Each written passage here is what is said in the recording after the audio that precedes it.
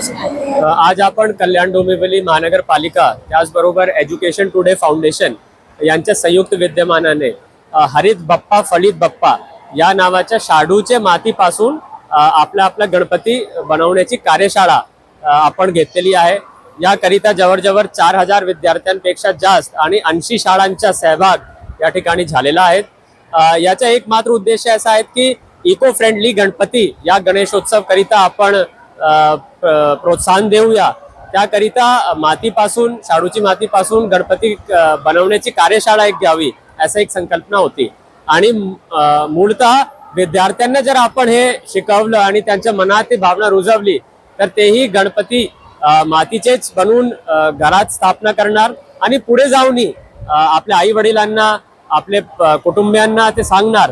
आणि एक जे आपला संदेश आहे की पर्यावरण पूरक गणेश उत्सव साजरा करायचे त्यालाही एक भर पडेल। त्याकरिता आपण आजची कार्यशाळा घेतली आहे।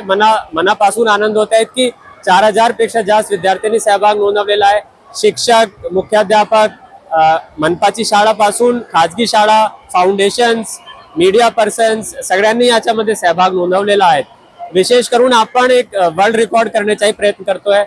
India book of records, OMG book of records याचे प्रतिनिधी इथे आलेले आहेत। लिम्का बुक ऑफ रेकॉर्ड्सलाही आपण पुढे समोर जाण्याचा प्रयत्न करतोय।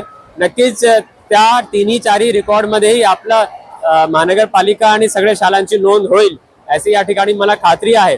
पण फक्त रेकॉर्डला न थांबता शेवटी समाजामध्ये संदेश गेला पाहिजे की पर्यावरण पूरक गणेशोत्सव साजरा व्हावा एक मोठा आपला एक उद्देश आहे। आणि नक्कीच ते आपण साध्य करण्याच्या या कार्यशाळेच्या माध्यमातून करतोय।